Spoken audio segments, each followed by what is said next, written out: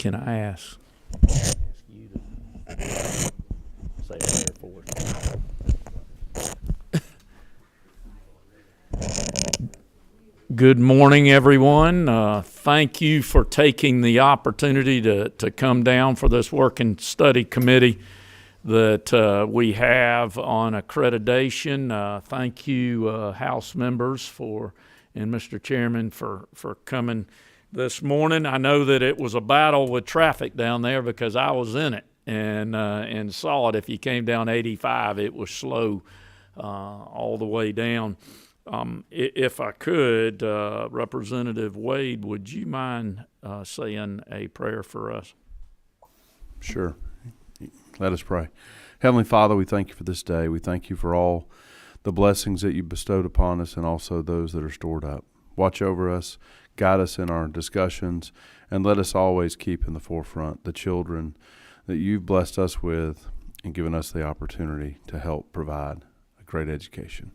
Bless our families, those that are sick, and those that are overseas fighting for our safety and freedom. In Jesus' name, amen. Thank you, Representative Wade. In this committee, as we have had meetings before, let's continue the process of educating the committee members on the accreditation process in the state of Georgia and paying attention to that full process. I see many friends in the rooms and appreciate your knowledge and contribution that you've already have contributed to me as well as this committee and your conversations. With that, I am going to begin today. We have two of our school superintendents. I see at least one of them is already here this morning, and we will check on the other. And what I'm going to ask, I will introduce the superintendent that is here today.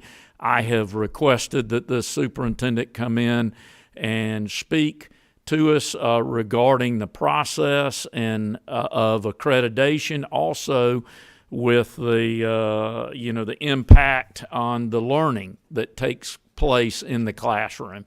So I think many of you in the room are very aware of Dr. Jeremy Williams, which is superintendent in Gainesville City, which is northeast Georgia in Hall County, and proud of the education that takes place there and the process by which they run. Dr. Williams, if you would, for me, would you have a seat right here in the middle? And I know I did an introduction for you, but if you would you kind of do an opening statement about yourself and your system for me? Yeah, I'd be glad to. My name is Jeremy Williams. I'm the superintendent of Gainesville City School System, located geographically in the middle of Hall County. We are 8,000 students strong in Gainesville City, 62% Hispanic, 18% African American, 15% white.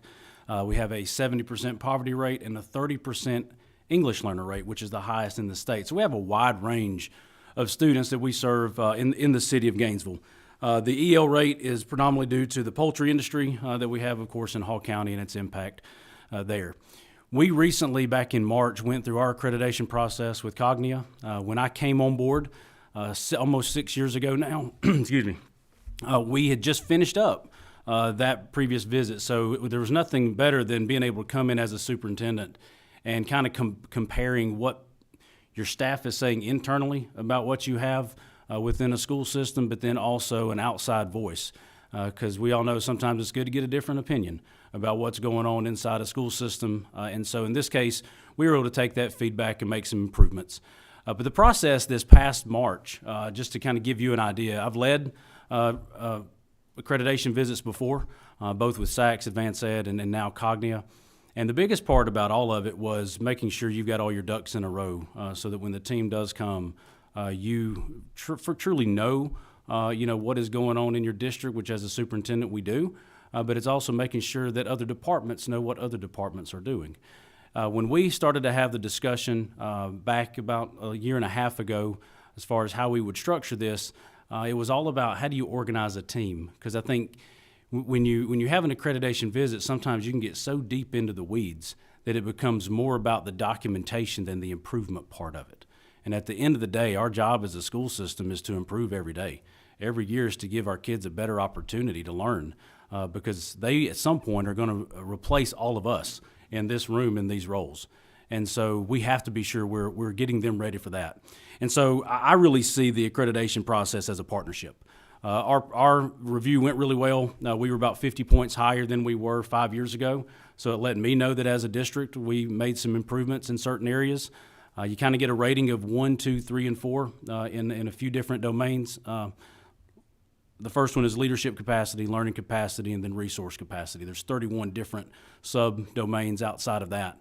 And we had 15 that were on the improving side and 16 that were on the impacting side. So if you kind of think of a level 1, 2, 3, or 4, that means they were all level 3 or 4 for us.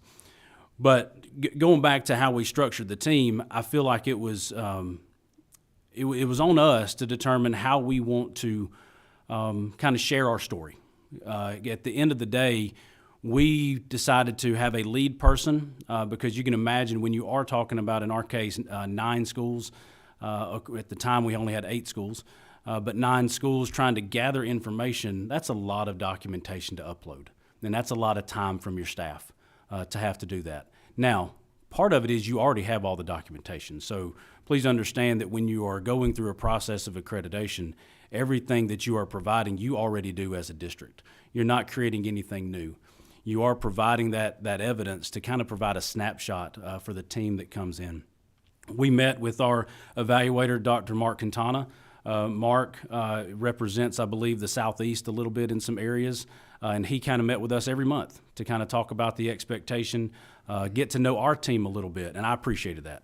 I appreciated somebody that took about 6 to 8 months, once a month, getting to know our team and our leadership that we had. So we had an individual, Dr. Rufus, who's our Director of Research and Evaluation. She was our point person in communicating with Cognia. And that meant anytime we had emails, we had meeting visits, we had a lot of documentation to upload, she uploaded all of that for us. But when it came down to the leadership capacity, learning capacity, and resource capacity, we had different leaders for each of those. So I led the leadership capacity domain for Gainesville City Schools. My director of elementary education led the learning capacity, and then my deputy superintendent led the resource capacity. All were kind of equally created as far as the comparisons between the two. A lot of crossover. You know, you don't do anything in teaching and learning that isn't a result of some type of leadership or impacting leadership. You have to have resources that go along with that learning domain. And so there was a lot of conversations that we had as a group of 3 to ensure that documentation, that we weren't each pulling separate documents, but yet we could pull a document that could serve all 3 areas or 2 out of 3 areas. And through that process, you know, we learned some gaps that we started to see ourselves. And we were kind of interested that from an accreditation visit, here we have, 7 or so strangers to us. Do they see what we see? And I think that's the biggest fear anytime you go into a visit is, are we telling our story well enough that it gets presented? I do want to say that, it's not a dog and pony show. I think at different times throughout, the last 10 to 20 years, it's kind of evolved from that. And we took it on as we want to get better, and what can we show what we are doing well, but then also leaving some space to say we know there are gaps. Any school system that can come in and say we're impactful in every area, I'd like to go visit them. So in that process, I'd like to read to you, if I could, just the 7 members we had as a part of our team. I believe it was 7. I believe the power in the development of some of these teams is that you have individuals who are familiar with Georgia as well. So we had Dr. Quintana from Cognia. We had Donald Amonette, Deputy Superintendent from Dalton City Schools. Cindy Free, Director of School Improvement from White County. Dr. Jamie Garrett, Principal from Calhoun. Andres Martinez from Cognia. Christina McCreary from Cognia, and then Dr. Wendy Pooler, Principal, Rutland High School, Bibb County School District. And so a wide range of Northeast Georgia, Northwest Georgia, and kind of metro area that our process of pulling everything together, went towards the results that overall the score was great, but to me the score doesn't mean anything. It's what feedback you get from it. And of the 3, we leadership-wise, we felt like we did a good job. They did as well. Resource-wise, we felt like we did a good job. They did as well. Learning, we knew we had some gaps, and they saw those gaps. A lot of that, I believe, came through in the documentation we provided. A lot of it came through in the interviews with our staff, with our administrators. And so, for an example, one of the things that we do really well in Gainesville City, we have PLCs at our elementary schools that function really well, but they're not near as strong as they need to be at middle school and high school. The team saw that. We saw that we had great vertical articulation at the elementary schools and horizontal as well, because when you have 6 elementary schools, we've had a major effort over the last 5 years to say when our kids leave 5th grade, they should all be at a similar level. Prior, probably 10 years ago or so, all 6 schools in Gainesville City had the autonomy to choose their own curriculum, to choose their own universal screeners, to choose everything.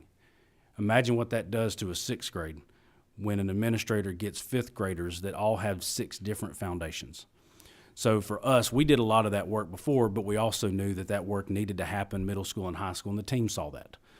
The team saw that having one middle school, kind of you take it for granted a little bit because you're in one building and everybody knows each other. Well, this year we went to 2 middle schools. And so the consistency across those schools needed to be different.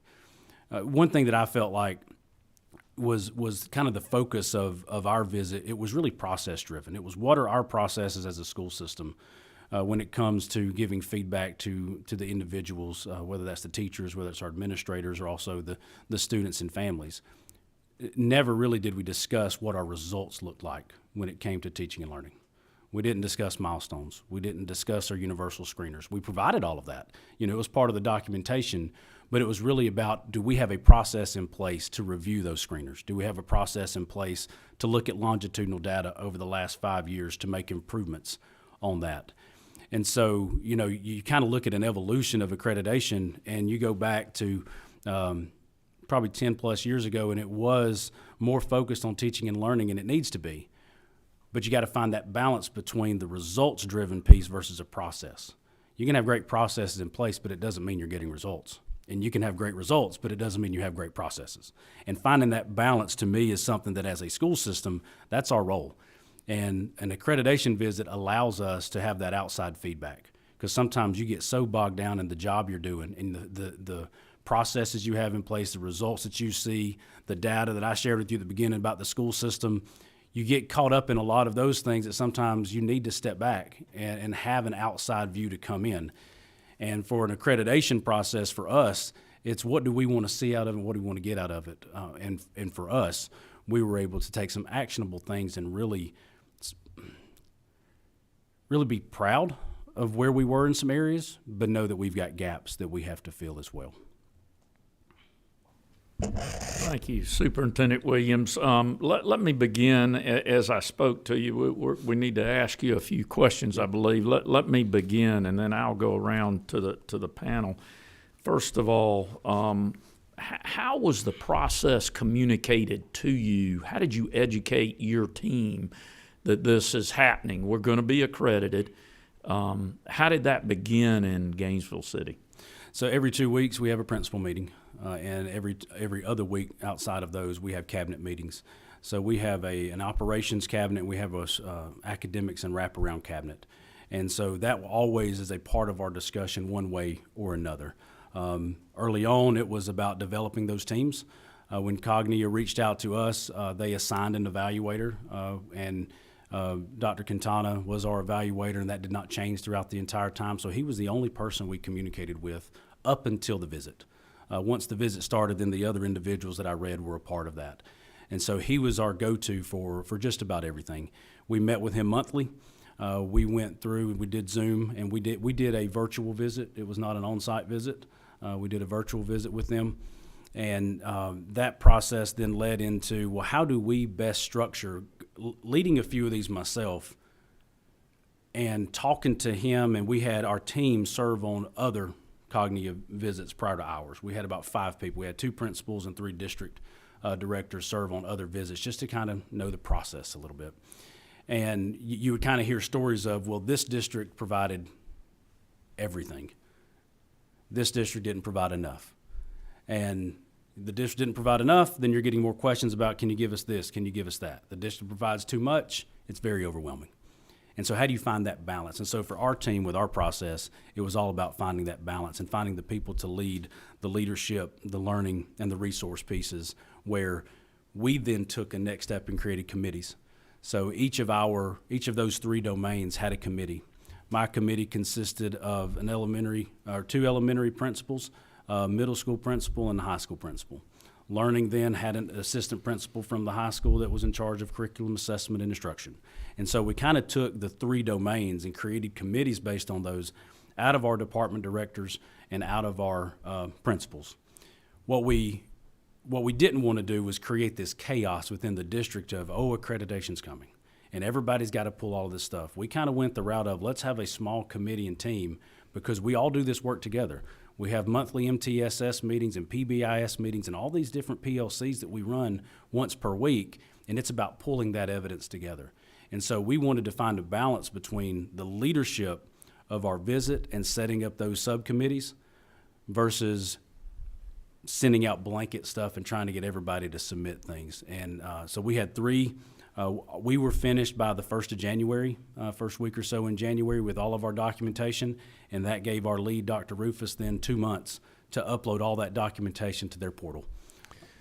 And just a follow-up question to communication. So you felt good about the communication of what you needed to do, how you do it, and how to get your team set up, and your process of beginning the accreditation worked well for you. That was more on us. How you want to set it up is really on the district as a whole. Okay. The communication of the dates and the expectations and kind of what that team makeup would look like from a review standpoint as the outsiders coming in, that all of that was communicated by them. But once it came time for us to determine how we wanted to present it, that was all on us as a school district.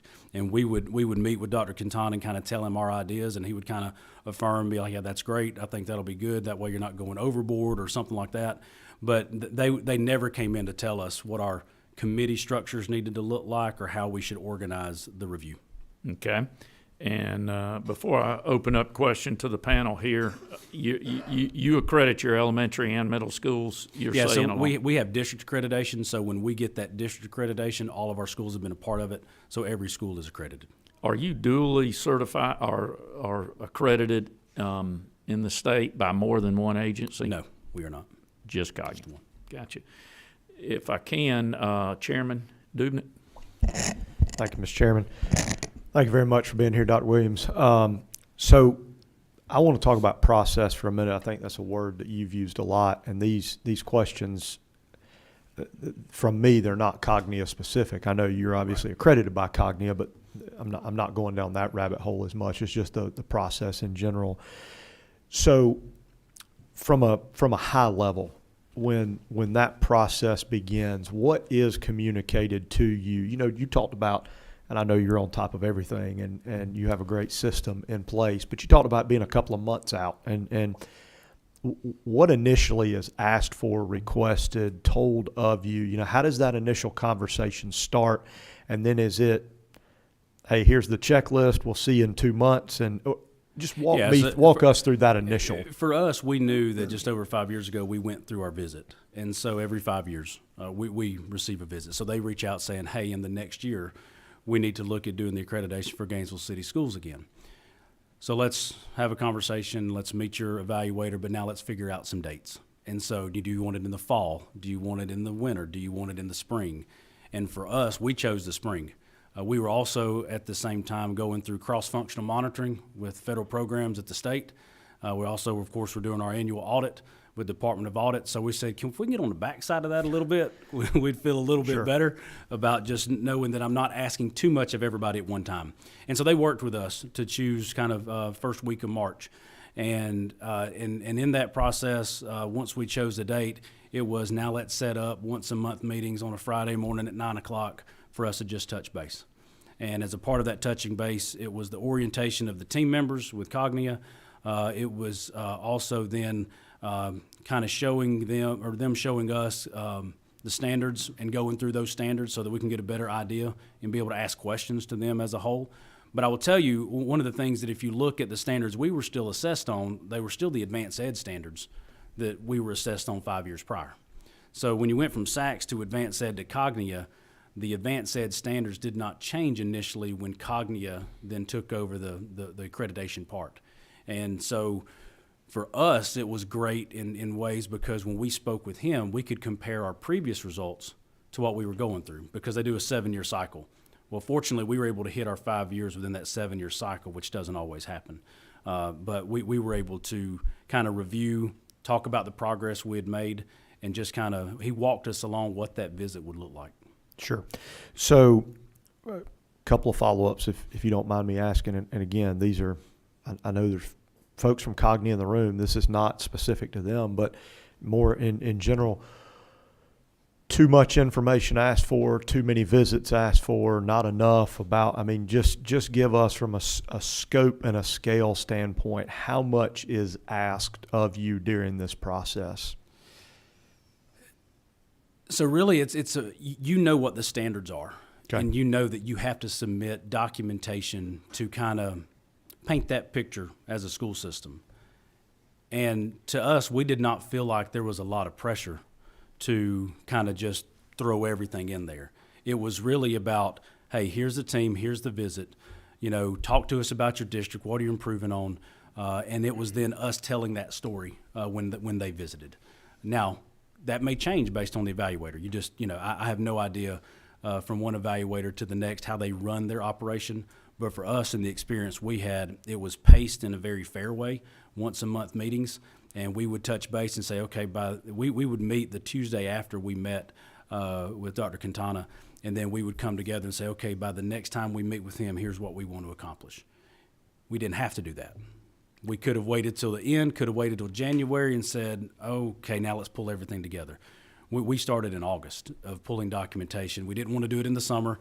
Too much stuff was going on then with district and principals then. And we said, let's wait. So that way, as the new evidence comes in, we can show we've got 3 years worth of PLCs. We've got 3 years worth of conversations that are taking place. I'd like to ask 3 very quick opinion questions, and I know they're loaded, and I'm asking for your opinion. As a whole, regardless of size of a school district, do you think that the accreditation process as a whole is burdensome to our schools and school systems? Not for us, it was not. Okay. Would you think for smaller school districts, would you agree if you were half the size maybe? In a smaller district where I did it before, it was easier because you didn't have to involve as many people. True. Okay. If we were to look at accreditation from a elementary, middle, and high school kind of in 3 separate buckets, if it was required at all 3 levels or not required at all 3 levels, do you think that one or the other would be appropriate or not?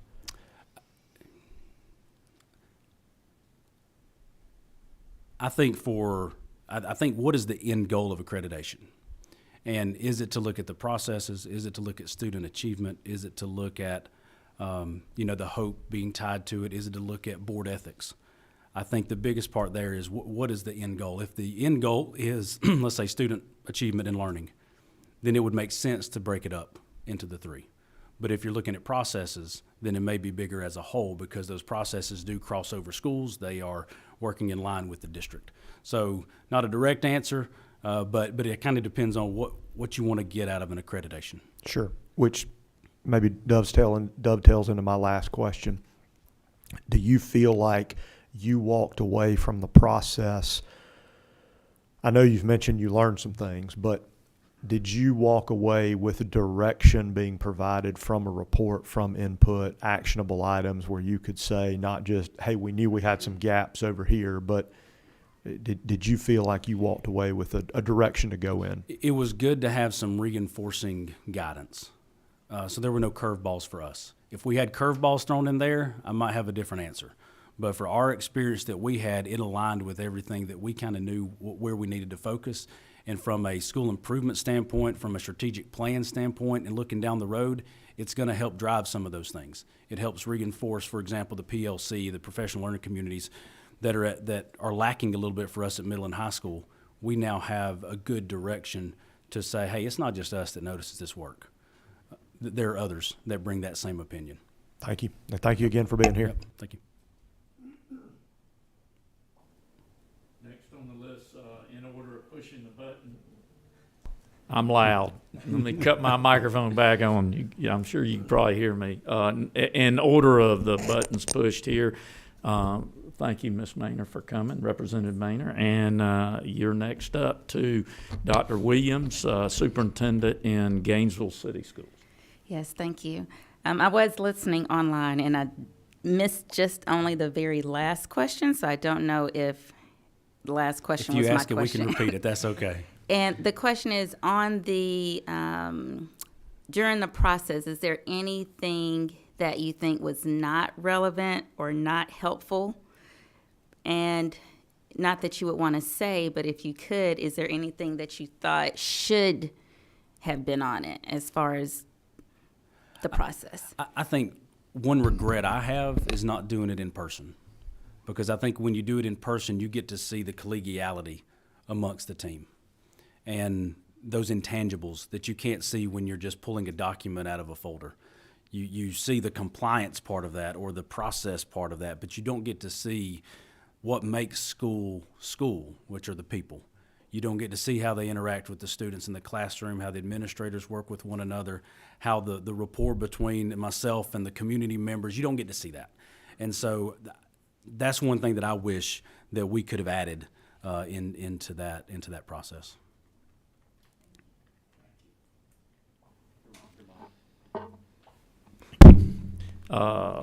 Representative Earhart? Thank you. I always get the mic that's got the feedback, right? Or maybe it's me. Thank you so much for being here today. We're grateful for you taking time out of, I'm sure a superintendent has a very busy schedule. Thank you. Remember this from this happened last time, I think.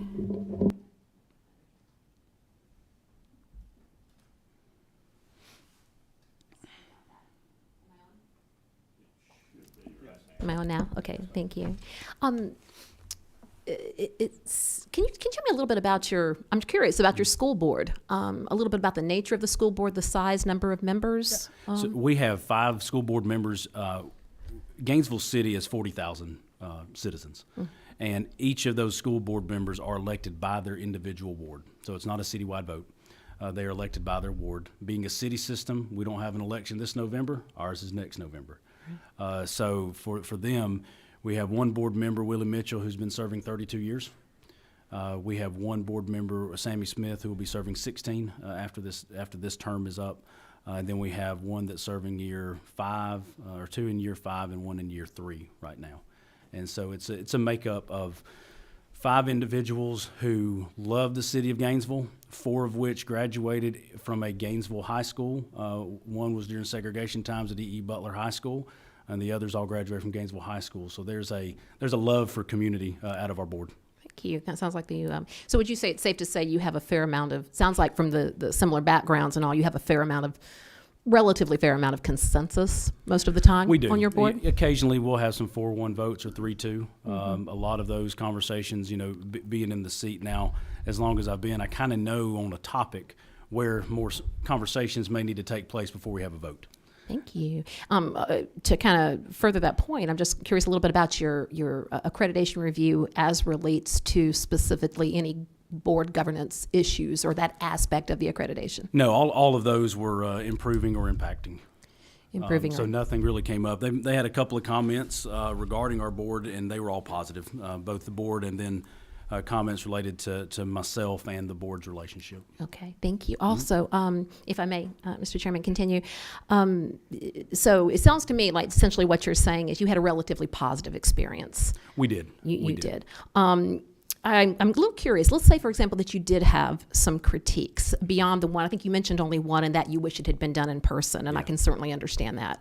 Beyond that, if you did have any other questions or concerns, or perhaps more critical concerns as related to your accreditation process, I'm wondering, is this, and I'm not saying it is or isn't for you, I'm just wondering, is this a forum here in which you would feel comfortable sharing, being very frank about those, and I'll tell you why I ask. I ask that because I know I have spoken to school administrators, school officials, and superintendents that said they do have concerns and would not feel comfortable coming and speaking publicly about any concerns that they had for whatever reasons they may have. And I'm not saying that this is the case at all, but I'm simply saying that folks have mentioned to me that they're a little concerned about being critical of an organization that has such a pivotal impact on their school system.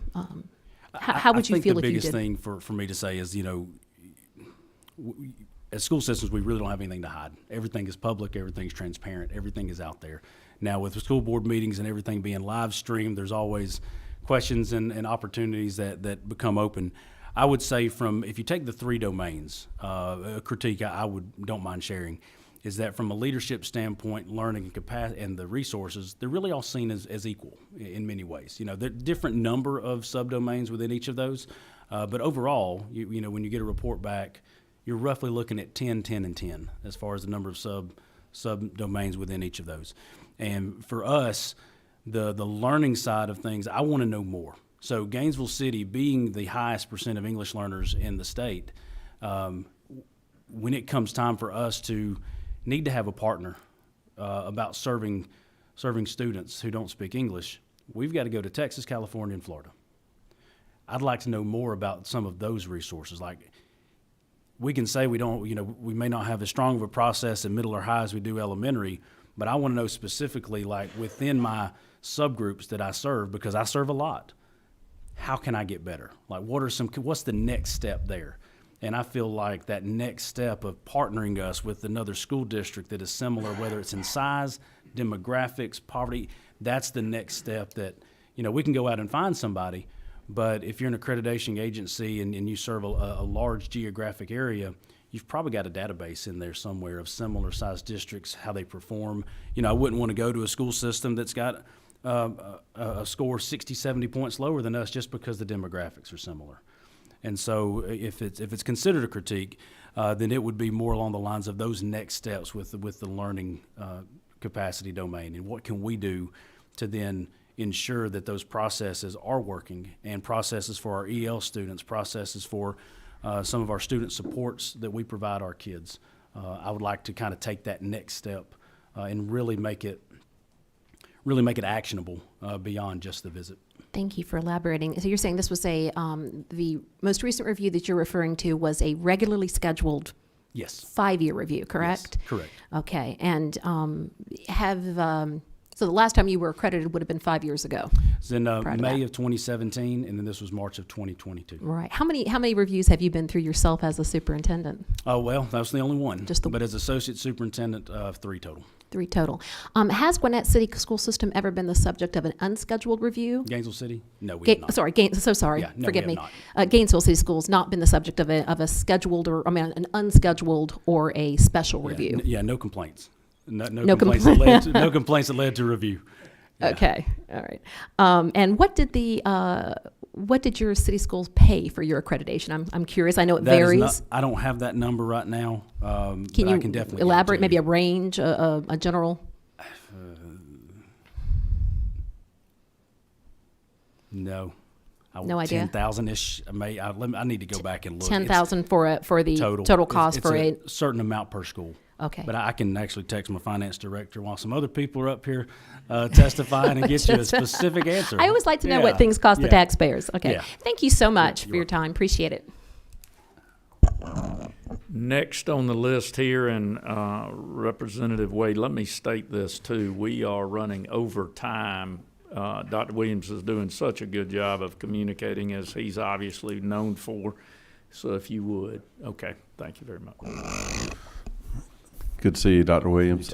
2 quick questions. Talk to me about your thoughts as accreditation. The makeup of the teams that are doing the assessments oftentimes are peers from other districts, correct? Correct. And I'm in an industry that goes through lots and lots of audits through all kinds of groups. And I definitely sometimes get concerned about too much. I have this perception because I've gone through it as a former school board member, mm-hmm. and sometimes there's a little bit too much collegiality, and sometimes there's not the opportunity to have especially frank conversations. And my biggest concern is in the area of teaching and learning, and the outcomes, I think, is what you're the results, if you will. Do you think that the accreditation process should be weighted differently so that results carry more of the weight so that you can continue to drive improvement? Or do you think the balanced approach between both process and results is adequate? I think when you look at the way, the way our review went, each of those domains had similar number of items. So then you are kind of looking at a similar weight. In many ways, those could be shifted. You could have half as many in leadership and half as many in resource and double the number in learning, however you get to that weight. It really depends on what you're looking for. What you don't want to do is add more work to the team as they come in, whether that's the review team that's doing the accreditation or on your staff to pull more. But to kind of look at that, what we're about is teaching and learning as a school system, and that's what we're judged on. In the business profession, when our kids go there, they always say, we did or did not prepare a kid to do this profession. And we hear that feedback. And while leadership does drive that and the resources we provide help support that, it is about what happens in that classroom. Okay.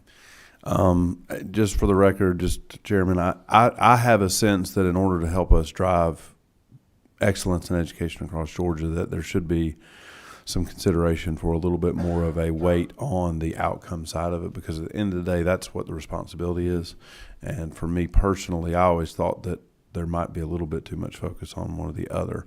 That's just an outside opinion. The last question I have is, do you think that there's an appropriate process through the current accreditation process to include parents and the community as a component of what you're doing? Because I remember as a school board, parents were very blind to the process, and in some cases, until recently, were completely not a part of that process. So can you speak to that? And that's my last question, Chairman. Yeah, you do wind up having parent groups. Usually those are chosen from the parents that are going to speak well about the district. I mean, everybody knows that. That's not a secret.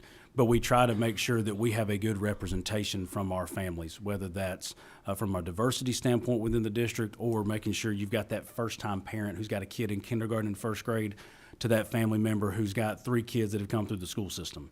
Let's get both of those there. But I don't necessarily know how you could do it in a way that would keep it structured to where it's feedback that would be positive to then act on. We as a school system, we hear the outliers. We hear the great stuff we're doing, and we hear the parent who's really upset because of whatever reason. Already had 2 of those today. While I'm not saying we don't want both voices, we want to make sure that the feedback we're getting is balanced, because we do want to hear the negative stuff. We want to know how we can improve school safety. We want to know, why we're not reaching a certain subgroup. We want to hear that. I don't know how that can be captured in an accreditation visit over a 2 to 3 day period. Thank you, Representative Wade. And we'll get you out of the hot seat in just a minute, Dr. Williams. Thank you. For me, a powerful statement that you made that I've written down here. Do they see what we see? So you were using the process to validate either your gaps that you saw or the improvements that were improving the teaching, the process within your school system. Is that what you meant by that? Yes, sir. I mean, we are always going to promote the positive stuff that happens, but we also have to be very realistic about where the gaps are. And if you don't talk about them, then you can't improve on them. Correct. Gotcha. There's a reason why you're superintendent of Gainesville City, and it's evident sitting right there. So thank you very much for your effort for the children there in Gainesville and for coming down here today. Chairman, thank you for y'all's time. Next on our list, and equally as good in his job, many of us know him, Dr. Brian Hightower. I saw from Cherokee County come in the room. Dr. Hightower, I also communicated with you and asked you to come. Thank you for your willingness. If you would, have a seat at the front seat front of the microphone for us. What we began with, because I'm sure you were like most of us, you caught that traffic coming down from Cherokee this morning. So we asked Dr. Williams to kind of tell us a little bit about yourself and your system, and then begin in on the fact that we want to talk about the accreditation process that you've been through as leader of that school system and how it impacts the learning that takes place in the classroom. Thank you, Chair Irwin. I'd be privileged to share with the committee this morning. So I'm a 37-year vet, and so my experiences with accreditation go way back. And I initially knew of accreditation through SACS, and then it became SACS-CASI, and then it became Advanced Ed, and now finally Cognia. Also, as a college student, I was involved at both Reinhardt and Kennesaw State as they went through accreditations, and so we knew of folks like SACS and also NCATE. So I had different experiences because even within those processes at the college level, they involve community and students, faculty, and so I had opportunities to sit in on accreditation. I believe accreditation is very important. I think it is an accountability piece. It's a validation piece. If I'm in a community, I want to know how my school board has handled its audits, its financial audits. I want to know that it's in good financial standing and strong and vibrant and in a sustainable pattern. Same way with teaching and learning, and I think that's a real strength of the accreditation process through SACS all the way forward. My experience as a participant and as a leader has been that the eye was toward teaching and learning, and you looked at the systems around those, the governance around those, and I think Superintendent Williams spoke to that very well. Everything should ultimately look back at not just the performance and the achievement of students, and I heard Representative Wade's question very clearly. Our outputs looked at, and we try to, as part of our data, show not just the previous year, but even 10-year trends. We want to be transparent to our public. We want to be transparent to the accountability board, the visiting team, so that they can look at patterns, where we've put our money, where we had lags, where we had strengths. So for me, as a community member, I would want to know if my school system is really leaning in on teaching and learning. I do love, and I didn't finish my thought there, I love that it not only looks at student achievement, but it looks at adult performance. Because if you're not able to attract and retain quality staff, and that's not just teachers. Obviously, teachers play the largest role, but also the support people, your speech and language pathologists, your paraprofessionals that are in those kindergarten classrooms.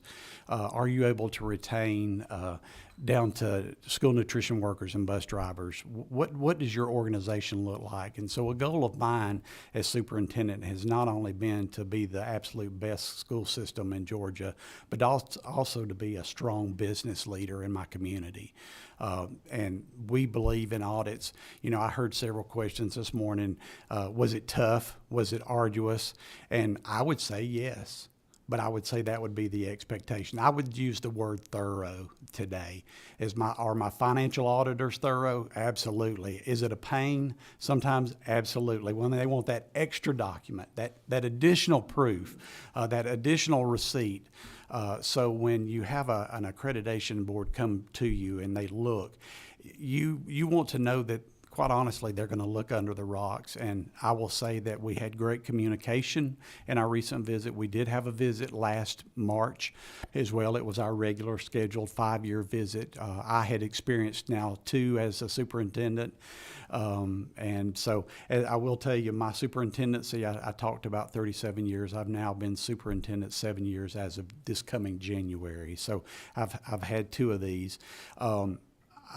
You know, from that standpoint, I think they both have leaned in very heavily into teaching and learning, and I can appreciate that. And we tried to represent that. Again, it's a chance to validate the things that you believe you're doing well, that you're putting money in the right place, that you've developed leadership and capacities to make sure that teaching and learning is going on.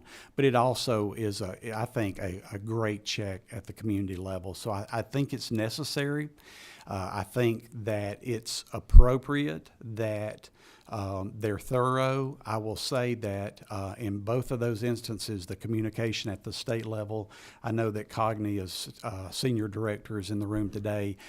We were reaching out and talking a good 2 years in advance to the visit to talk through, putting the proper evidences forward so that the visit could be as efficient and effective as possible.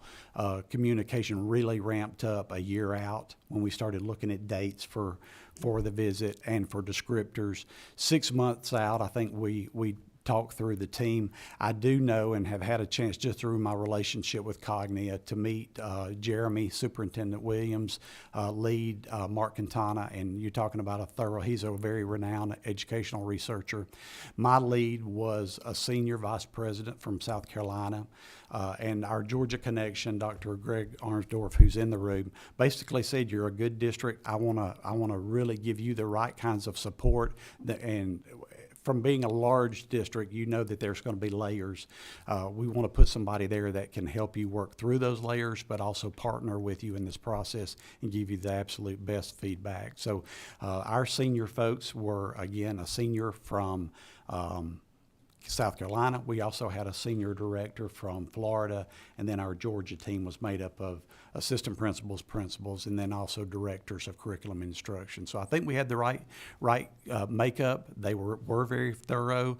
I will echo Superintendent Williams' thoughts about I wish it could have been face-to-face because they didn't get to meet the teachers the way we'd want them to. And part of their standards is not just looking at rigor and relevance, but also relationship. The very first standard in their book is all about building relationships with kids. Do you have the right professionals in place to do that? I did hear through a question earlier about weights from Representative Wade. It is weighted a little bit, and that's just in the distribution of standards. Their first standard on leadership has actually, the first domain is leadership. It has 11 standards. The second domain is on learning. It has 12. The third is on resources, and I believe it has 8. In all, if my math is right, we ended up with 31 standards. And so we did have a good experience. We had a good visit. We did think that they were thorough, but we thought that we had been prepped properly and had our I's dotted and T's and had proofs where they would want to see proofs like for community input. What we simply do, it's really, if you've got an experienced team and they've gone through these or had opportunities to go and see, when I have a meeting with the public, I have different ad hocs where parents come in and we talk. We save that sign-in sheet. That becomes a research piece. It becomes a proof. So we're used to that. A lot of our federal audits have to show those kinds of proofs, and so you just tend to know the documentation you're going to need all along. We do have a midpoint check. So 2.5 years in, we have touch points to talk through where our progress is, especially if you've had points where they felt like you needed to grow or wanted to grow. So I will say it was a good partnership. It was a good process. As far as I think it was Representative Wade had a question earlier about, is it too, the word I use is chummy, because you do have people from Georgia and you do try to establish relationships, but I tried to establish relationships not to leverage them, but so that they could truly know us. They could see our heart. They would know the things that are important to me and my leadership team. But I would see that as a concern, but I can tell you they were very thorough. I loved it as one of our parent groups got off of their Zoom. They had feedback sessions with some of the leads, and our leads talked about how our parents said, they were pretty tough. You know, they asked pretty tough questions. It was an in-your-face kind of interview. It wasn't just, you know, are you happy with the teacher that your child has? Are you happy with the progress they're making? And I can take that as a superintendent. I want to build a district where kids, when they graduate, they have choices. They have opportunities, whether it's workforce, whether it's school and, you know, university and four-year college university experience, or whether they're going into the military. You know, we want our kids to have choices. I'm fortunate to be in a district where last year we sent transcripts to over 400 colleges and universities. We've got a large district. If you don't know Cherokee, we're 42,000 kids, ninth largest in the state. And I will tell you, I tend to think we're a medium because we've got around us Clob at over 100,000. You got Fulton at 100, DeKalb at 100, Gwinnett at 180. So we're kind of the little kid at the big kid table, but we like to think that we're doing great things for our, what I would say, a medium-sized district. If you look across the nation, most of these visits involve districts that are 3,000 to 5,000 students. I don't know if that makes it more complicated. I've not been in a district. My experience has been in Cherokee, and we've always been a large player, which helps. You have a large team. You can divvy out roles and responsibilities, grab lots of data. I would think in a little district, it would be arduous to pull the proofs forward for the data team. I heard that as a question. But at the same time, if you've got an accrediting bureau that's working with you and truly partnering, I think that's a big win, and I think that they understand that. I will say one of the questions, going back to Mr. Wade's, Representative Wade's question about the quality of the team, and I think Representative Dibnett was about a lot of the lifts and how tough they are. I will say that I have found the Accrediting Bureau to be very responsive. They did ask me during the summer following our visit to sit on an advisory board. It's an unpaid voluntary board, but it's really about getting Georgia superintendents together to talk about the process and possible changes. We did hear about some possible changes that I think would be positive for us. One, there was discussion that moving forward, instead of a 5-year, they'll elongate it to a 6-year, just to allow more time for improvement, more time for coordination. That also would impact your cost, I think, so you're not doing it as often. The other change was that they're going to assign a case holder to you to partner all along the process when they leave you and they have suggestions. We did have lots of commendations. I was very proud of the 11 commendations that we earned. But within the kind of the glow and grow statements and the things that we felt like we needed to work on, they felt like we needed to work on, to know that we can partner with them through the process, I think is really a substantial change and improvement to the process. So I think we have found Cognia as a name, as an organization, to be very supportive, wanting to partner through to ultimately impact the children of Georgia. We feel coming out of this that the programs that we continue to try to create, initiate, improve, roll out, will continue to be high quality, but also just the things that they ask us to work on, recommended that we work on, we think will make us a stronger organization for teaching and learning. Great. Thank you, Dr. Hightower. And your words there, I've taken quite a few notes here. Let me first begin by telling you congratulations on one of the 4 finalists for Superintendent of the Year for the state of Georgia. I think it'll be announced at the GSBA conference in December, so good luck with that, and justly due to you. How many board members do you have? So we have 7 school board members. We have a board chair that's elected countywide, and then 6 zoned districted members from all over the county. Yes, sir. And my question before I get to the committee's question is, how did you involve your Board of Education in this process? So 2 years out, we do a retreat annually just to talk through, right before budget season, some of the big things that we may be pushing forward in the spring, curriculum issues. We try to educate our board during that weekend to all the things that they're going to be seeing maybe in the year to come, but also we try to give them 5 and 10 year budget looks, facility looks, technology looks out. As part of that 2 years out, we talked about the beginning of the process. So, and then of course with that year before, then we really brought it forward for them so that they were aware of what was going on. Our board is very, we, you know, no matter how much you communicate, your board probably feels like they don't quite know enough. We probably are guilty of over communicating in that my chief of staff, who is here with me this morning, has certain responsibilities that he communicates. He communicates and talks to our board. He probably talks to 4 of the 7 members on a daily basis on my behalf. We also have a communications director that's sending them lots of announcements and invitations and RSVPs to be involved in our school events. But then even my secretary is helping them with reminders about meetings and engagements and all. So we tried to keep them in on the engagement and educate them as to how we would be organizing our profile moving forward for our visit. Great. And since they're all lit up here, we are going to start what I think is the order. Chairman Dubnik. Thank you very much, and thank you again, Dr. Hightower, for being here. And I Yes, echo sir. Chairman Irwin's comments. Good luck in December. Thank you. Well, listen, I've got a great team and we've got a great board, so that goes a long way. So thank you. It never hurts, does it?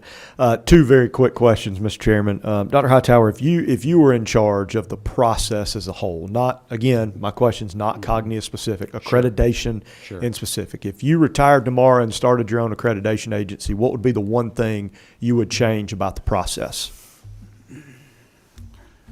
I liked Representative Wade's question about the outputs, and that's one thing that even when I'm doing my Chamber of Commerce and Council for Quality Growth speeches, Rotary, Optimus, I talk mostly about outputs.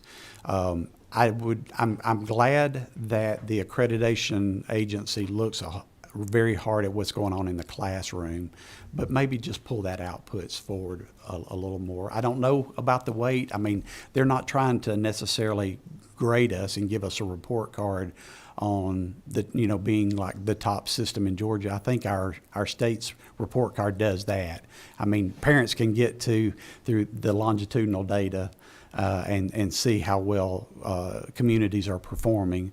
But I think performance would be a part of that. I mean, just offhand, I would say that the accreditation board knew where we stood. We gave them lots of data and metrics for performance, but I think they were concentrating on as much the process and building the systems to improve in their visit. Gotcha. Thank you. And a similar question to Dr. Williams.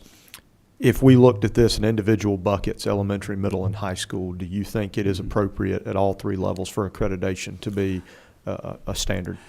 I do. I have liked the district-wide accreditation simply because you want to see the systems in place. One of the things that they noted that they would like to see us improve on, we had gone through an exercise, taken our board at one of our retreats through the exercise of establishing and developing a graduate profile. What does a kid look like when they're graduating from you? What kind of skills do you want them to have? What kind of talents do you want them to pull forward to succeed in their next steps? We had done that, but we really hadn't leveraged that because that's really kind of gets into your why. Why are we doing certain things? Well, it's because we want our kids to look a certain way and to have certain skills. So that, for me, the graduate profile, what we have done following our visit is really go back and leverage it. So what does that look like for the high school student? What does it look like for a middle school student? Where should you procure them? But also for the elementary. The one suggestion that we made out as far as breaking things up, Representative Dubnik, was that we thought we also had a concurrent accreditation going on for our preschool through Cognia. We would like to see that one joined in as well. So right now it's an accreditation based on a K-12 look. We had to they put together a whole separate team and went through a whole separate process about a week prior to our K-12 visit. The P environments went through a process. We'd like to see all of that come together, and that would be a suggestion. And it was a suggestion, actually was discussed at the one advisory committee meeting that I have been to since becoming a member. So they are listening, and that was a suggestion brought forward by Georgia by its superintendents. So that would be a piece.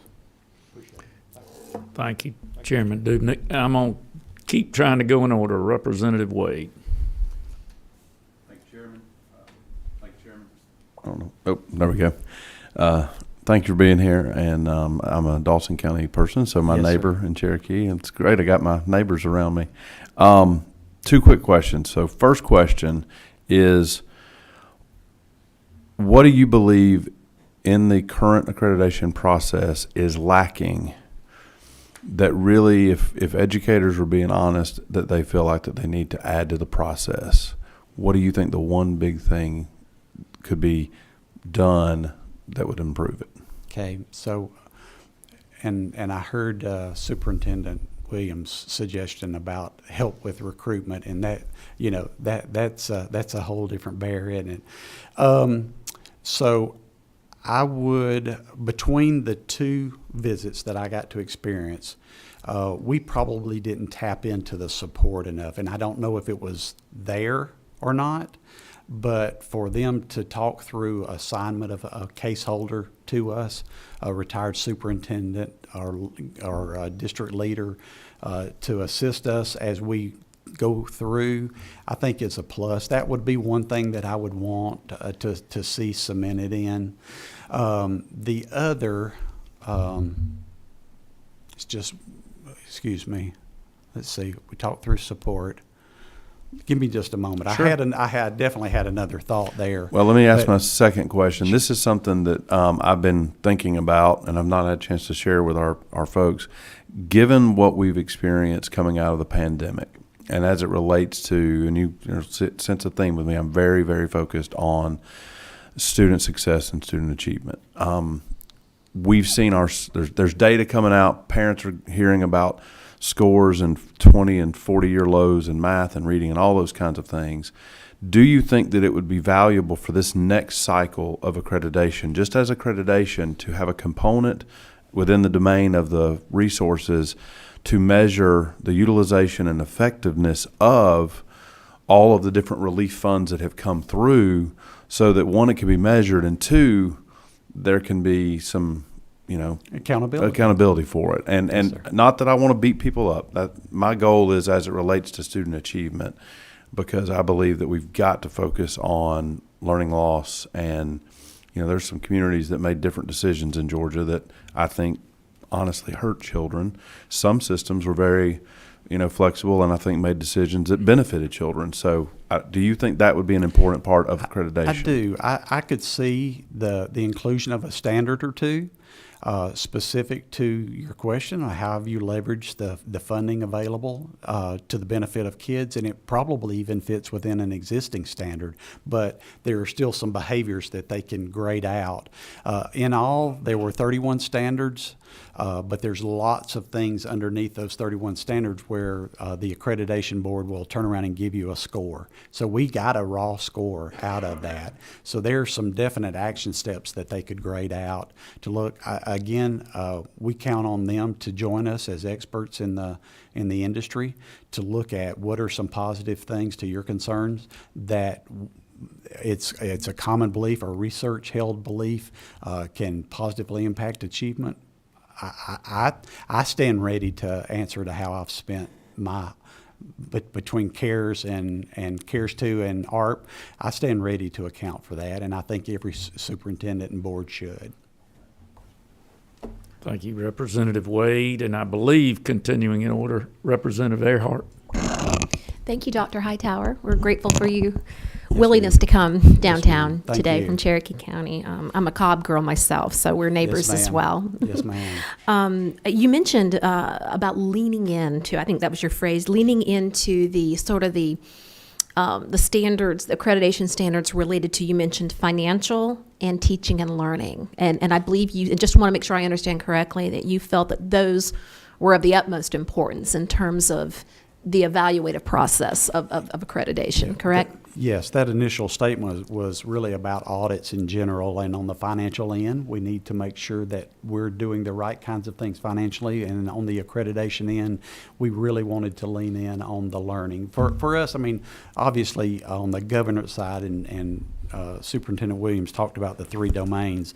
The governance side is very important. Leadership is very important. Are you putting the right systems in place and the people in place to lead your learning? But ultimately, what goes on in the classroom is such an emphasis. So I did love that it had the most standards, it had the most proofs, it has the most points moving forward, most action steps.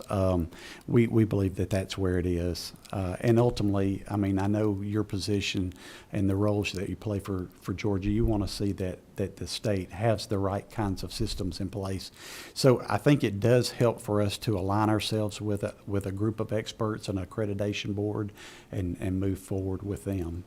Okay, thank you. You mentioned 7 members on your school board. Yes, is that ma'am. correct? Are you able to speak just briefly on your experience as relates to the accreditation process and board governance?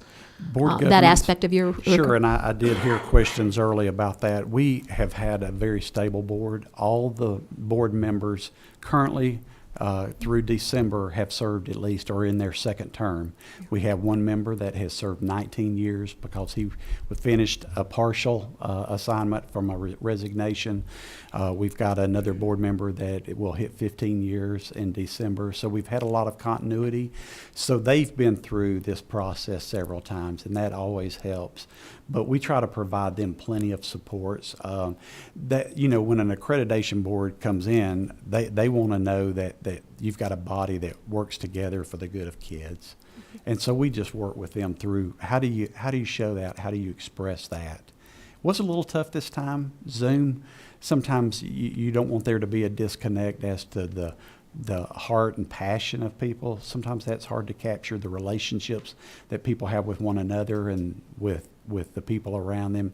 Sometimes that's hard to capture, but we thought that the accreditation board did a good job of capturing that. Yeah, Zoom has been both a blessing and a curse, hasn't it? It has. Now, on the cost, and I heard some of your cost questions earlier. I was going to ask you that same question, in fact. Yeah, it would be, you know, in a Zoom environment, you're not hosting a visit, so you're not dealing with travel and hotel rooms and meals and those kinds of things. So that was a real plus, and I think it would be less of a burden on small districts especially to not have to do a full-blown visit like has been done in the past. I did hear your question about the annual cost.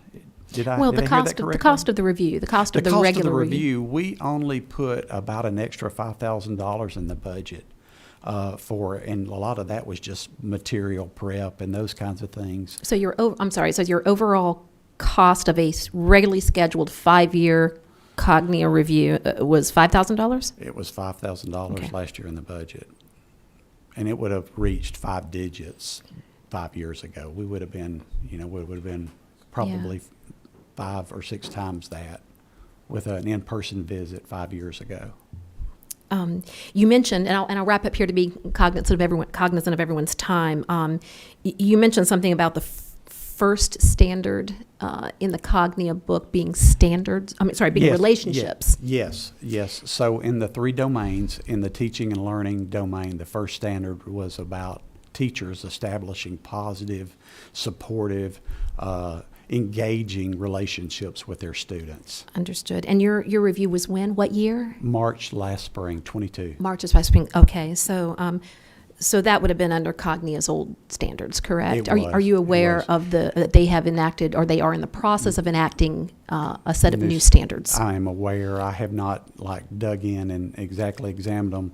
We have a Cognia conference, impact conference next week, and as part of the pre-conference, I've signed up for the day for them to go through the new standards. There's a 4-hour session for them to, reveal those to. I understand. In your experience with that, and I'll finish with this, has it been your experience that this particular accrediting body is open and receptive to suggestions regarding those standards? Yes. in the one meeting that I attended, CEO Mark Elgard was there, and I expressed to him a concern about a couple of the standards as it pertains to my community, if you know my community. And he basically said, if our standards are so rigid that they're not responsive to a community's needs and desires, then we collectively, he said this, we collectively have some work to do. So that spoke to me that they would be responsive to concerns that individual superintendents would have. So that's a great That's question. good to hear. Thank you. Thank you. Good. Thank you. Representative Earhart, Representative Maynor, I believe you are the next up. Let's be cognizant of time too. We do have another presenter, and we've got a hard stop at this at 11:45 today. Thank you, Chairman. Thank you for being here. I'm going to wrap several questions up into one question for Yes, time. ma'am. The first question is, what percentage of the accreditation process is the responsibility of your office versus the school board? Preparation of documents and all, it's 100% responsibility of the superintendent and staff to prepare all documents and establish the meeting times, relationships. The board would just attend. They wouldn't have the day-to-day operational obligations there. Okay. And then do you have a copy of your accreditation report, and is it publicly accessible? Absolutely. I have a copy, one written copy with me today, and we have an open CCSD to copy the government. We have an open CCSD link on our website so that any citizen, any website user could access that report. And then did you seek any other accrediting agency besides Cognia? We are not dually accredited at this time. In my history, when I was a principal about 20 years ago, we were dually accredited at that time. Okay. So the report that you do every 5 years, did you seek, so I have a question then for the board. So once they're officially accredited, that study that happens every 5 years, is that from their initial accreditor, or can it be anyone? Meaning that school system? Yes. So I'll answer for us. We've got two reports on there. We've got the current one, which was Cognia. We've got the one from 17, which was Advanced Ed. So they're not exactly right. I will tell you they use the same rubrics, and they use the same raw score measurement. In 17, we had a revisit on 33 standards. This one was 31, so it's not identical. But the difference between the two also was the fact of a corporate, a buyout purchase. So, And so I guess, are you aware that Cognia is one of the only agencies besides the smaller agency in Georgia that can do this process? yes, ma'am. And how do you feel about just not having an option or a choice? Well, I would come down to am I satisfied with the process and the product? And we were. It was very beneficial for our community. If I weren't happy, I would be frustrated. If I weren't happy with my process or with the outcome, or I didn't agree with what they saw and it didn't match up with what we saw, but that's not been our experience. So I'm really not in that position. And then do you have internal audits that are shared between you, your office, and the board, and are those internal audits also publicly accessible? Like curriculum and instruction or finances, all of that. Anything that we audit, we share. In fact, we just did a large survey of our teachers just to talk about pain points. We're trying to attack the teacher pipeline like everyone else, and our board will see those results. So, yes, ma'am. And then the last question, really it's just a comment for the board. We have had someone from North Georgia and suburban Metro. It would be nice if we could have heard from Southwest Georgia or coastal superintendents or even urban, because their resources are going to be so much different than all of those other places. And additionally, since the school boards are basically vetting the superintendents and the school boards are elected by the community, that means that dynamics is also going to change. So I don't know if I have a full, complete picture of what a superintendent's observations are with the process, just because I know what he went through may be totally different than what Clayton County schools may go through. So it'd be interesting to just know what were their thoughts. Gotcha. Thank you, Representative Maynor. Dr. Hightower, thank you. Thank you for your service to the state of Georgia, to Cherokee, and again, good luck at Superintendent of the Year coming up. Justly due with your skills that you're using, and knowing that retirement in the state of Georgia is 30. Thank you for the extra 7 years to those children. Thank you, Chairman. Thank you to the Next up, if I could, I have asked a professor that has a lot of accolades in the state of Georgia to come present to us from West Georgia College. Very proud to have him, as I am a graduate from that automata. So thank you, Dr. Dishman, for coming up. If you would, Dr. Dishman, just as I asked the others, tell us a little bit about yourself, your background, and then also your school. Certainly. And, Mr. Chairman, we are very proud to have you as one of our alumni, or as I would say the state's largest college of education, preparing more educators than any other institution for Georgia schools, is very proud to have you among our alumni. I am Mike Dishman. I am a professor of education policy and governance. I currently serve as the dean of the College of Education at the University of West Georgia. I have a doctorate in jurisprudence from the University of Mississippi and a doctorate in education, leadership, and policy from Vanderbilt University. I have published a number of works on school law and policy. I've also practiced school law in several states for approximately 25 years. As the other professor who lets me live in her house would say, I am educated far beyond my intelligence. She would also commend the committee's courage in saying we're on a time schedule, let's get a lawyer and a professor.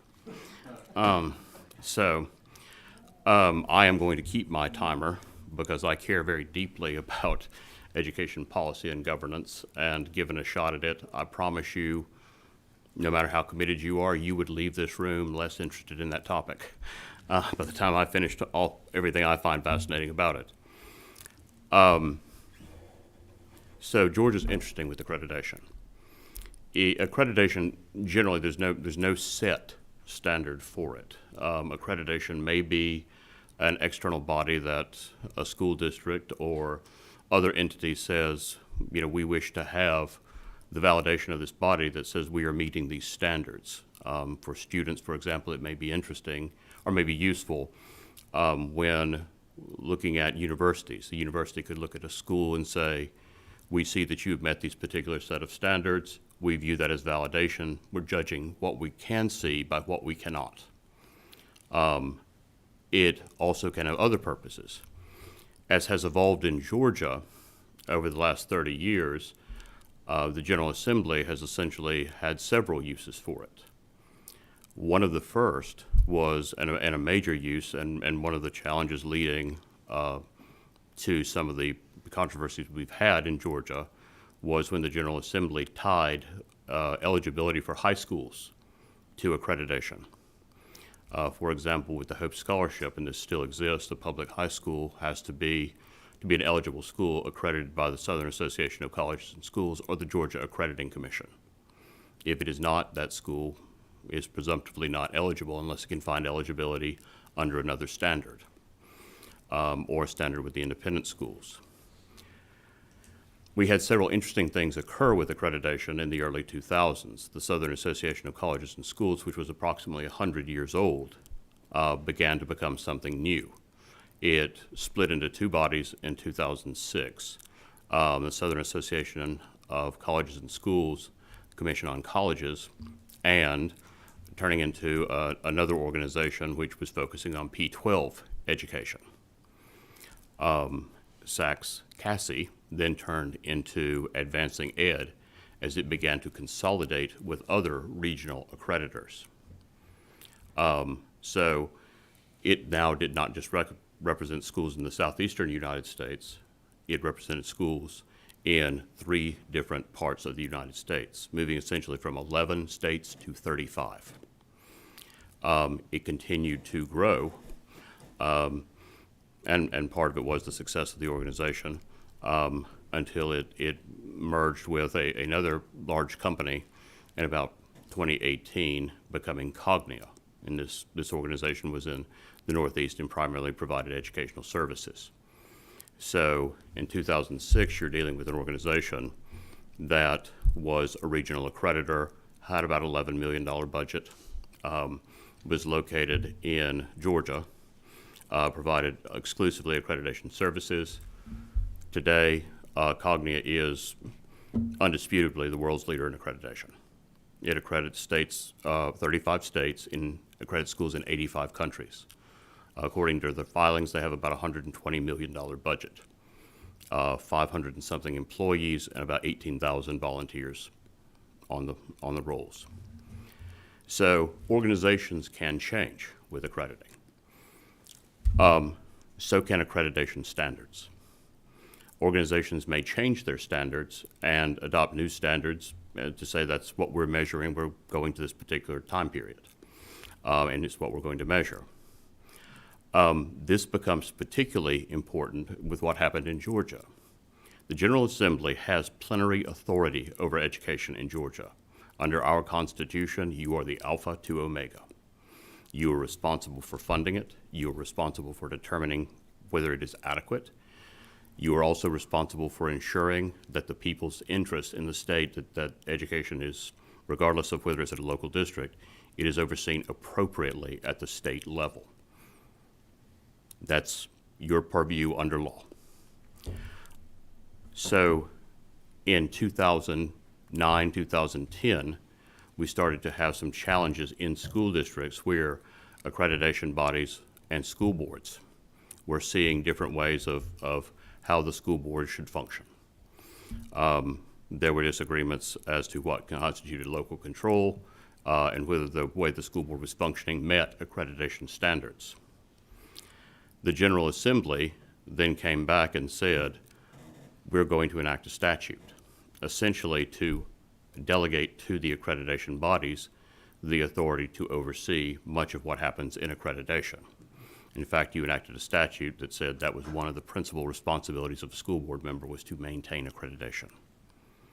You also provided, uniquely, the ability for a school board member to lose her or his seat if their school district was placed on a warning level for accreditation.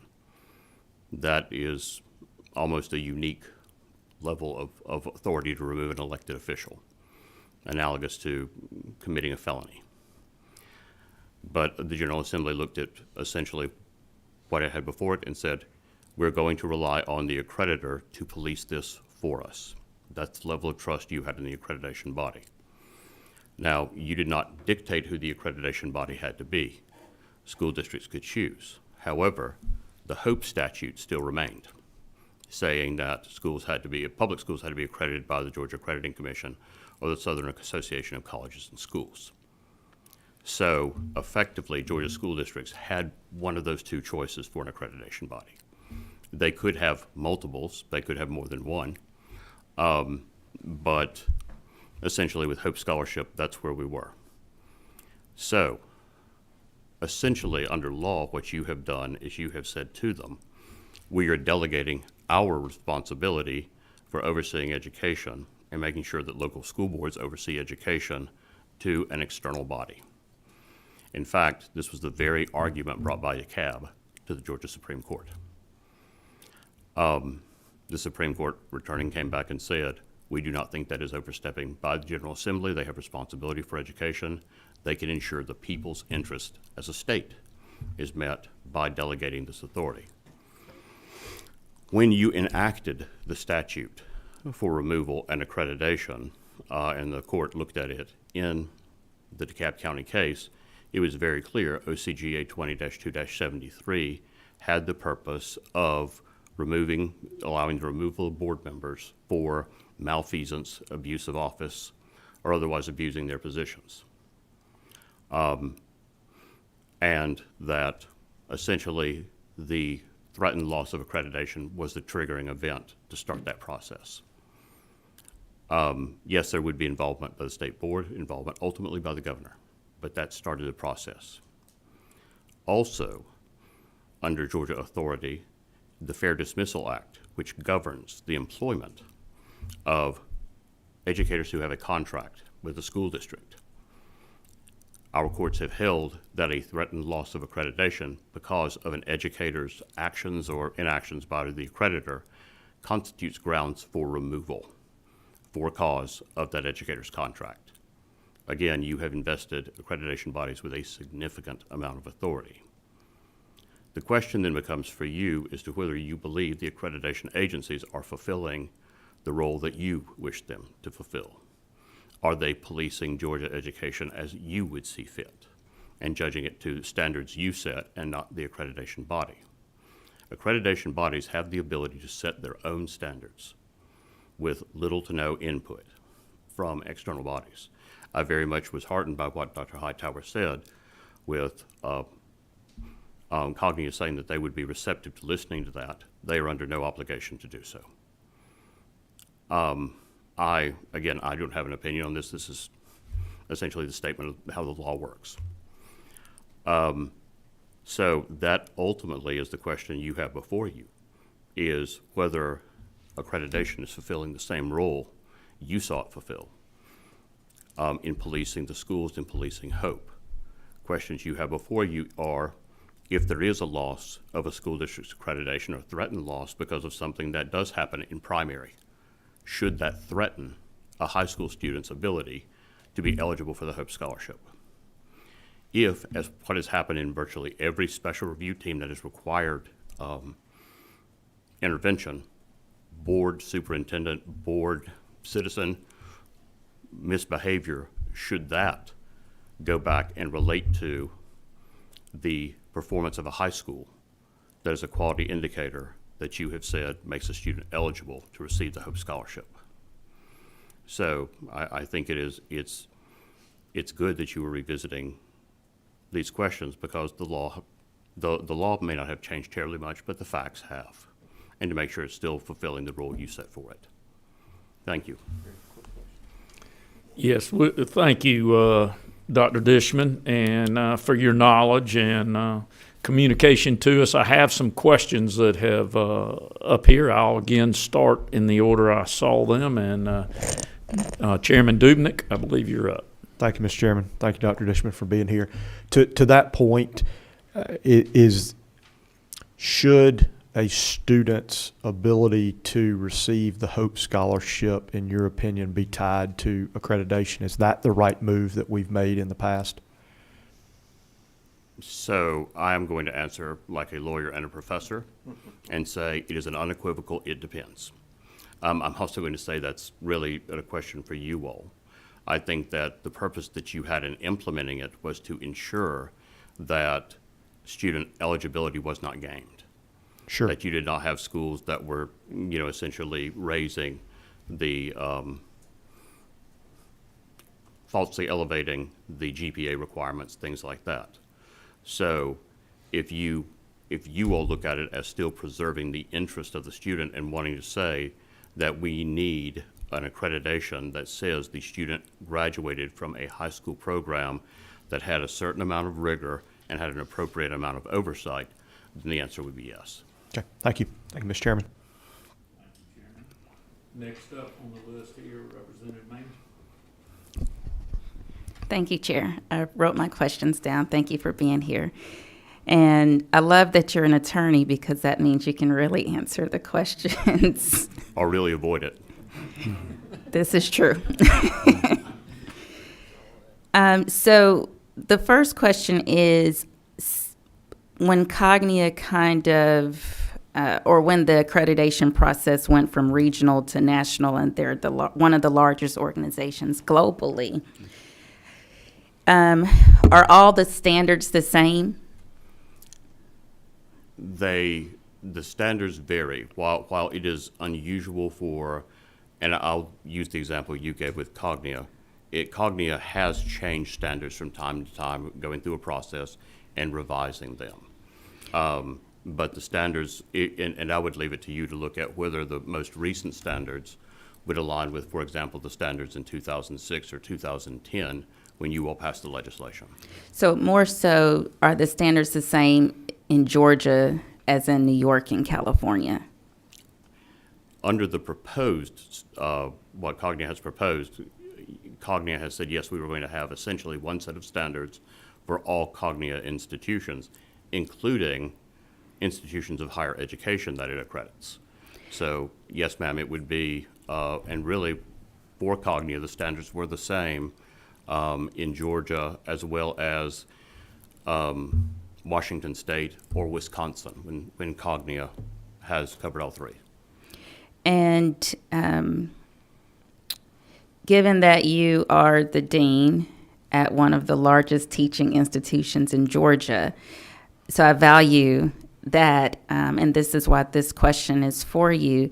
Do you think it would be, in your opinion, since you're teaching our future teachers, do you think it is better if the accreditation process came back more locally versus being a global accrediting body where all the standards are the same for everyone?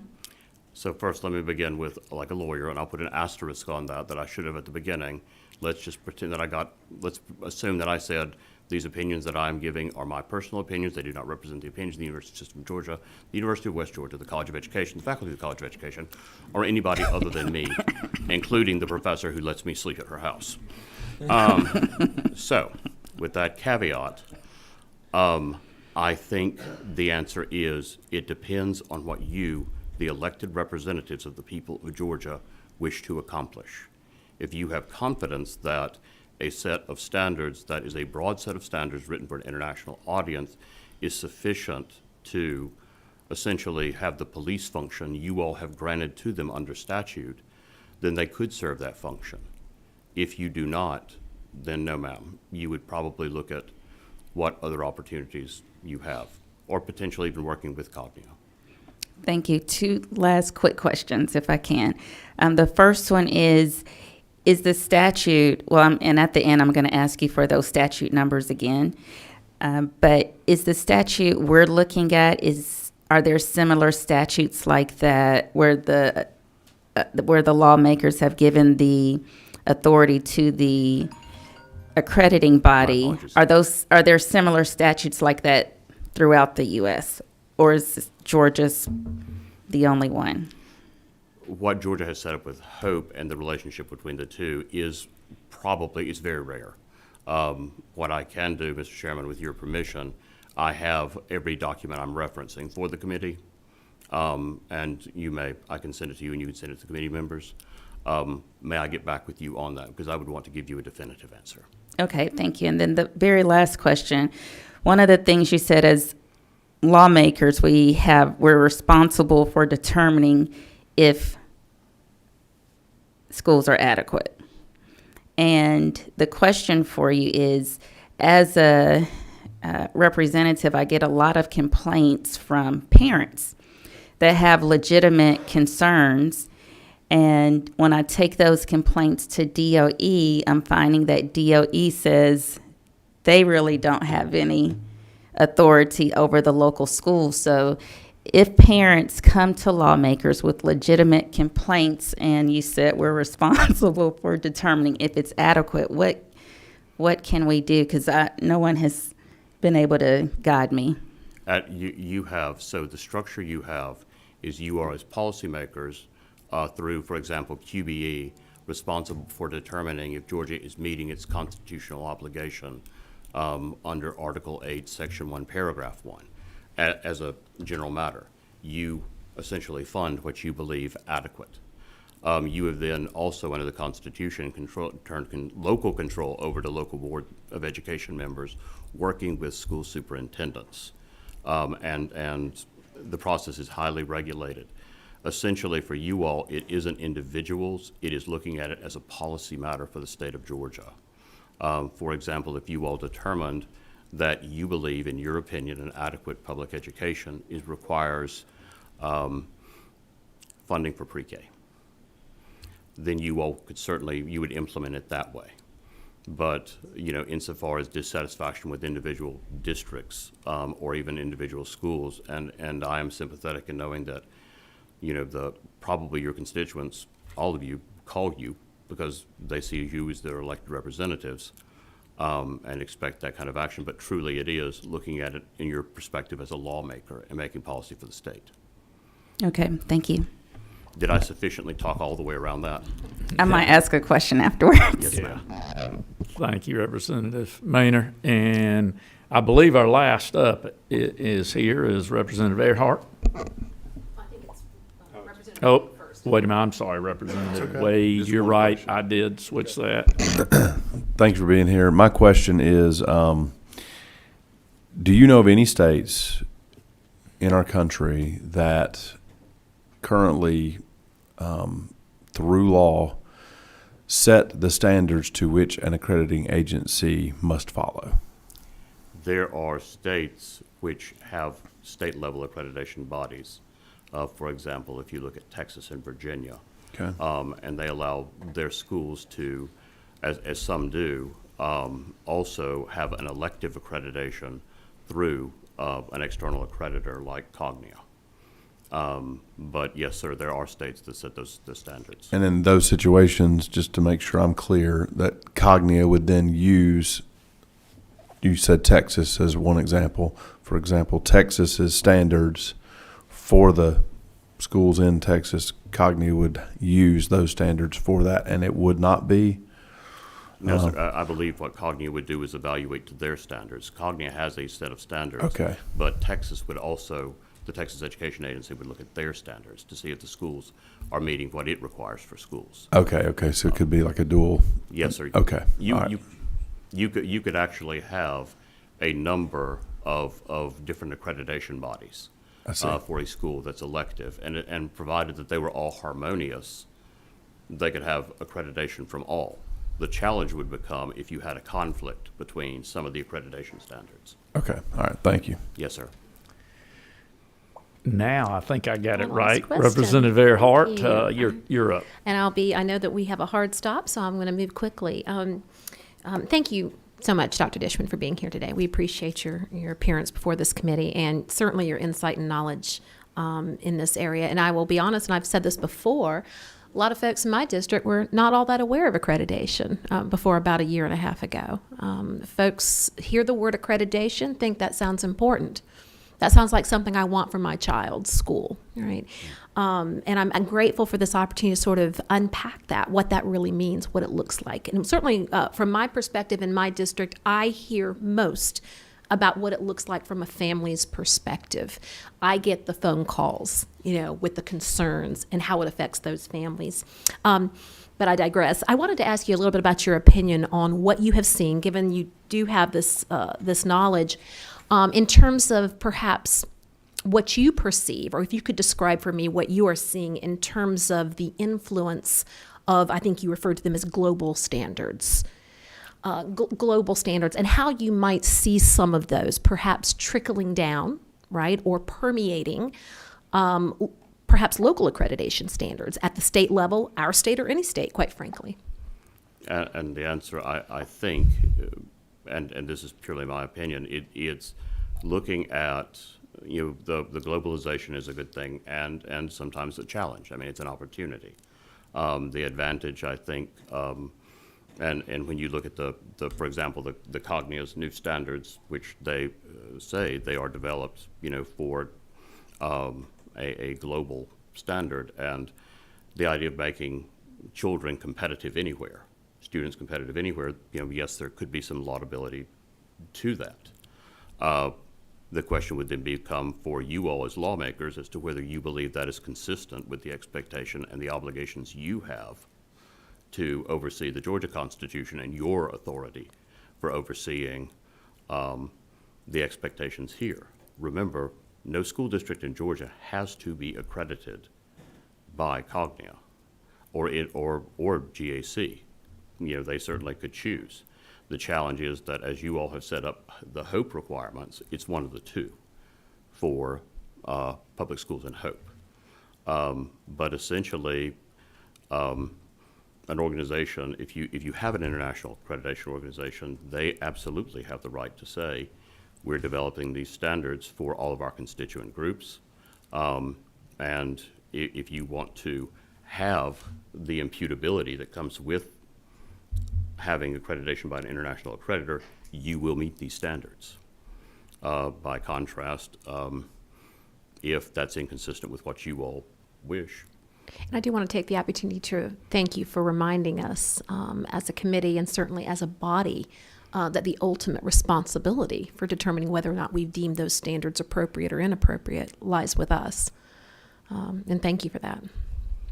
And again, that's purely my opinion, and As a professor?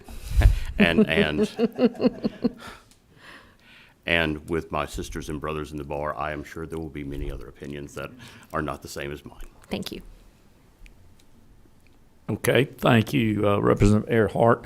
Dr. Dishman, thank you very much for your knowledge, your opinion, and some of the background there. We use today, I think, very wisely in educating ourselves on the process, not only with a global view, more or less from a professor, but then the practitioners inside the school system. I want to thank all three of you adamantly, and I know you're very busy people. I know there's a lot of folks pulling on you, but thank you for your time and your effort. Everybody, thank you here. We'll have more communication about this as we get closer to Christmas.